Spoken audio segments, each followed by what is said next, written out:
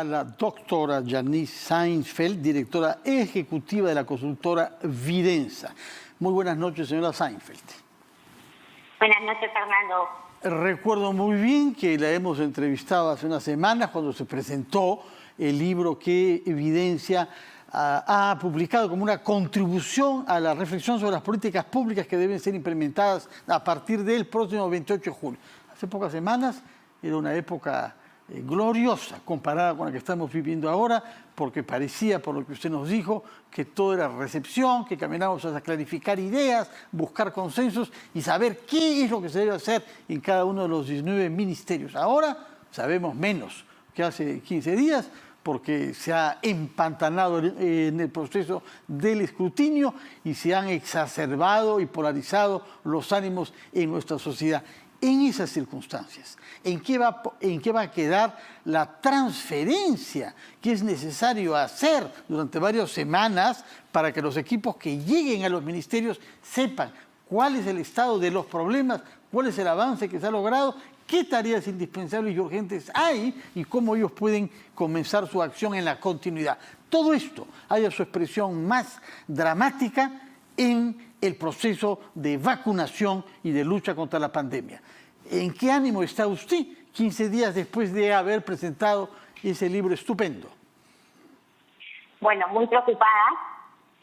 Creo que la situación que estamos viviendo es bastante difícil, bastante incierta, y esta situación claramente no abona a poder avanzar adecuadamente en estas políticas que tú estás bien señalando. Tenemos por un lado una situación institucional muy incierta, donde tenemos que esperar los resultados que nos brinde el Jurado Nacional de Elecciones, que es la autoridad electoral que debe resolver de manera apegada a la Constitución. Y toca que todos los ciudadanos respetemos los resultados que nos brinda el Jurado Nacional de Elecciones, porque así es el juego democrático. De esa manera en este momento recién vamos a poder empezar a pensar, ¿no es cierto?, en cómo va a ser la transferencia. Y por ahora lo que estamos viendo es una gran incertidumbre que nos está llevando al peor de los escenarios, Fernando, a la paralización, a una economía frenada, a una paralización de las políticas, ¿no es cierto?, que se traduce en un escenario muy malo para los ciudadanos, que ponen temas elementales como los que yo he señalado, ¿no es cierto?, de la vacunación, de la pandemia, en pare, y que no sabemos cómo se va a hacer para realmente poder tener una adecuada transición. Tenemos que saber qué es lo que va a pasar a partir del 29 de julio, y en estos momentos hay mucha incertidumbre, mucho temor, y toca poner paños fríos, toca aceptar los resultados y toca pedir definiciones al presidente electo para que podamos tener más tranquilidad los ciudadanos.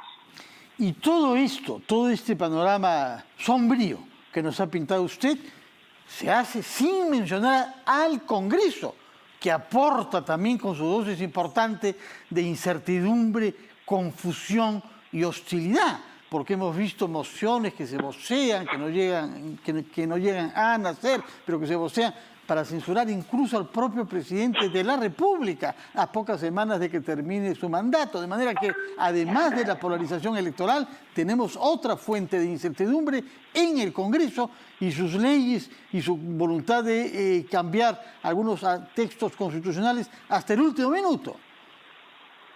Así es, y tenemos que saber que el Congreso tiene un rol central, y tiene un rol central de cara también al próximo gobierno, que es una gran interrogante, y que no sabemos realmente qué es lo que se le va a proponer al país.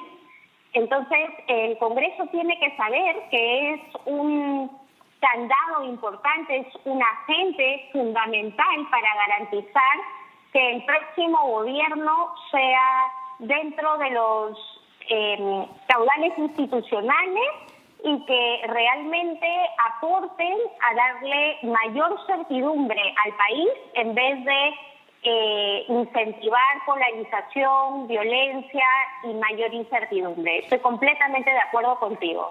Ahora, usted ha hecho un doctorado en Economía de la Salud, si es que mi memoria es buena, nada menos que en la Universidad de Harvard, que tiene la reputación de ser una de las mejores del mundo.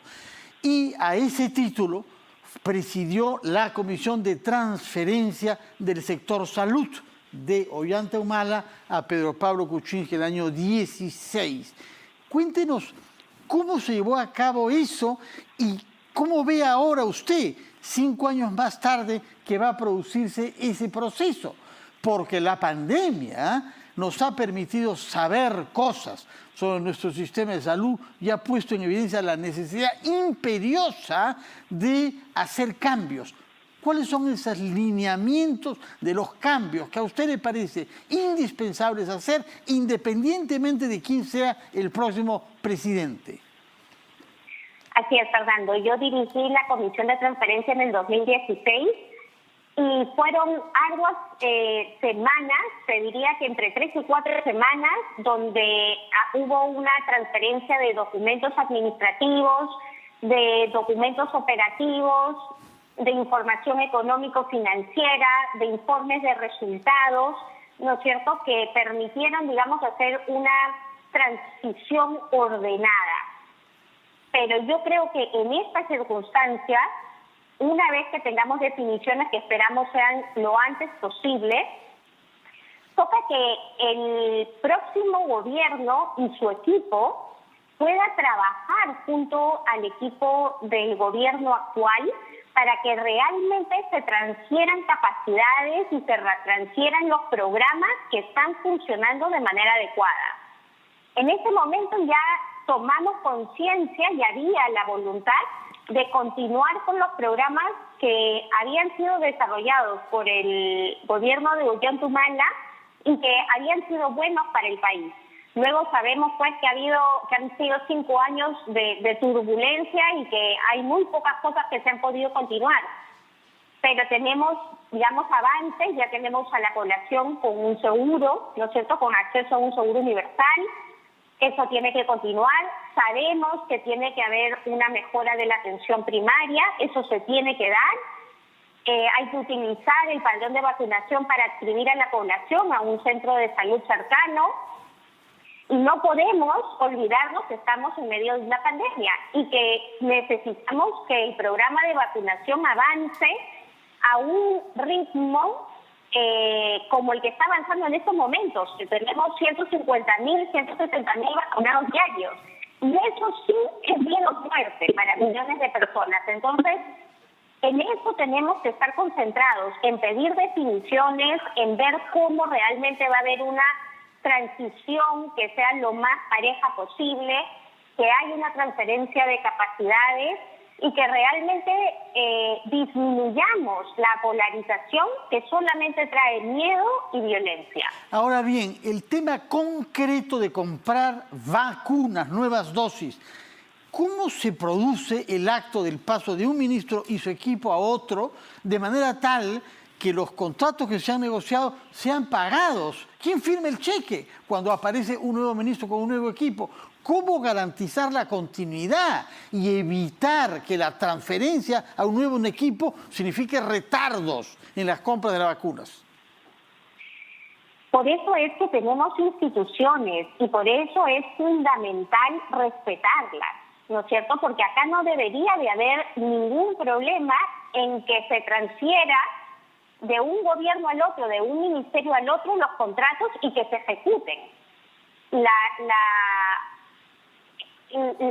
necesidad es de que el nuevo gobierno dé la seguridad, la tranquilidad, la calma, que todos estos contratos se van a ejecutar de la manera prevista y que obviamente tienen que decirle al laboratorio que todo sigue en pie y que los pagos se van a hacer de acuerdo a lo que se ha venido haciendo. Pero ¿cómo convence usted de eso a la comunidad internacional y a los laboratorios? Porque he leído ahora en el Financial Times de Londres el artículo ¿Quién es el hombre de lápiz y el sombrero en el Perú?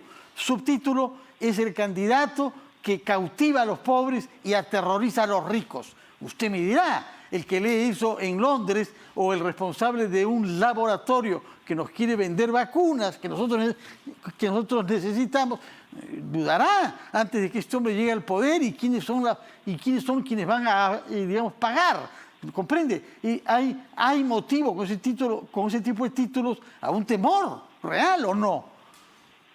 Pero por supuesto, y todos tenemos el temor, por eso creo que lo antes posible se debe de dar señales de cuál va a ser el gabinete, de qué políticas se van a implementar, de si estamos apegados, digamos, al ideario programa o si más bien estamos ante un gobierno que va a buscar determinados consensos y, por supuesto, reivindicaciones, pero dentro del cauce, digamos, institucional actual.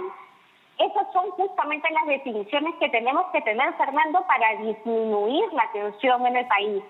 Porque así como los laboratorios pueden tener dudas, que se resuelven muy simplemente dando las indicaciones adecuadas de que las cosas van a continuar, la economía también está completamente frenada y necesitamos definiciones que no impliquen que tenemos vacíos de poder, ¿no? Sino que realmente va a haber una continuidad de las cosas buenas y por supuesto que siempre hay espacio para mejorar las cosas que necesitan mejorarse. Ahora, en este país es un tabú que algunos ministros queden. Recordamos todos lo que pasó con Jaime Saavedra, el único ministro del gobierno de Humala que quedó con Kuczynski y que terminó como todos sabemos. Claro, en realidad uno no puede pedir que los ministros queden o que se cambien, pero lo que sí podemos pedir es que realmente haya continuidad en las políticas. Si estamos hablando específicamente de la vacunación, no puede haber ni el mínimo bache posible, porque eso significa miles de personas en riesgo. Estamos viendo ya, digamos que Arequipa está, no sé si podemos decir que ya está en una tercera ola, pero está con una crecida en los contagios y de los fallecidos muy fuerte.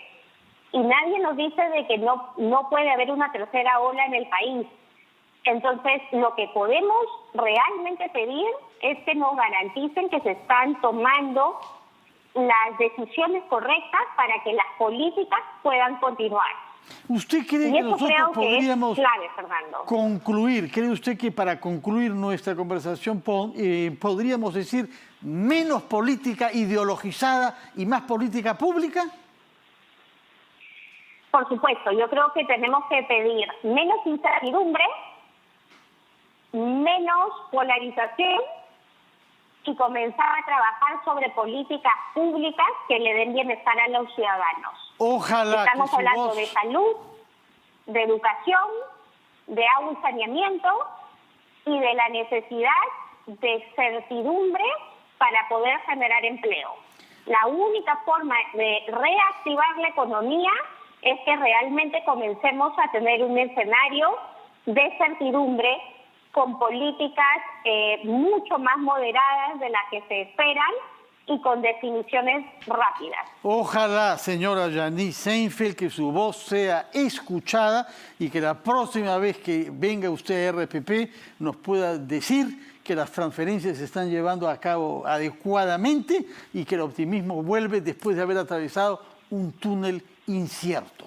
Muchas gracias y muy buenas noches para usted y para los televidentes de RPP, a los que les deseo una feliz noche.